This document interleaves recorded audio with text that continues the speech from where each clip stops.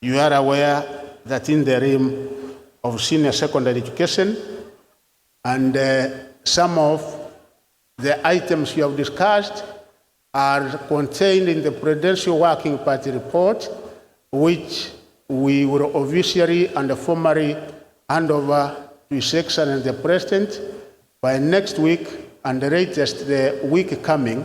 So one of the areas captured, which I don't want to preempt because we will start implementing the report once it is officially handed over to His Excellency the President.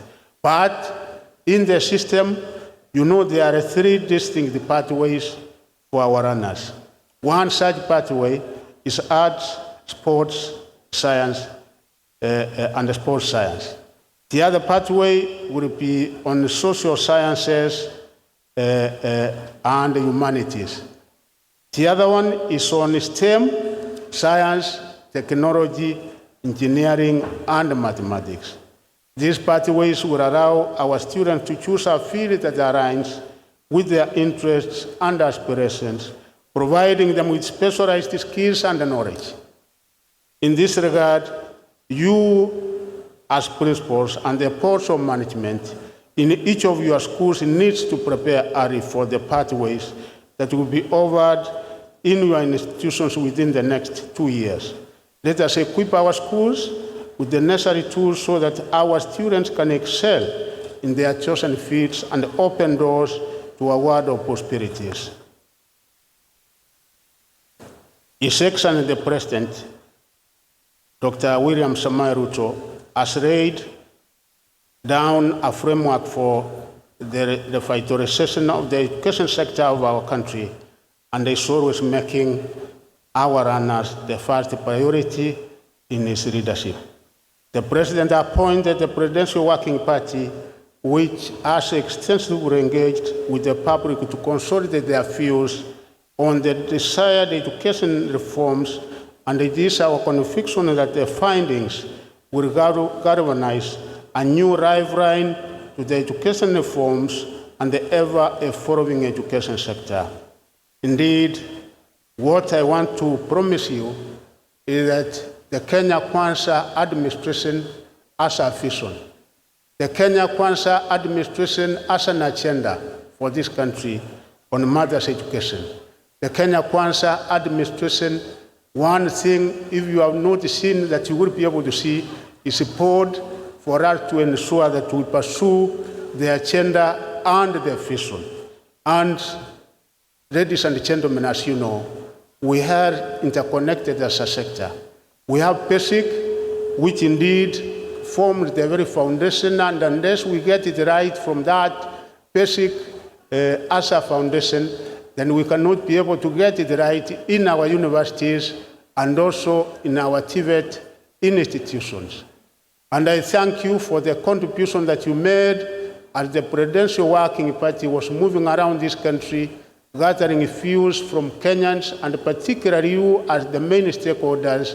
And about 68% of you did say that junior secondary schools should be domiciled within our existing primary schools. After that, I did issue regulations governing the implementation of that. And as much as we have few challenges here and there, I'm happy to report that we are mitigating on those challenges. Even when we had 844 way back in 1985, of course there were more challenges than what we have now.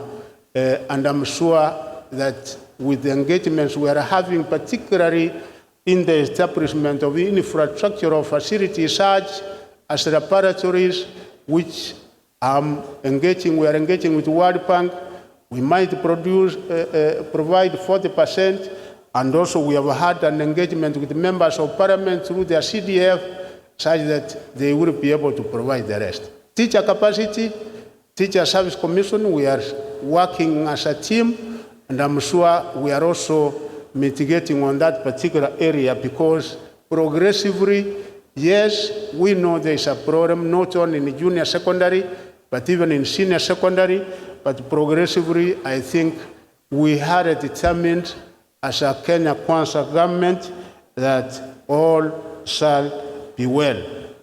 We also thank you because when I look at NEMIS, apart as compared to the lower levels in secondary, out of the 3,905,355 of our students are properly captured in NEMIS, meaning we have 96.6%.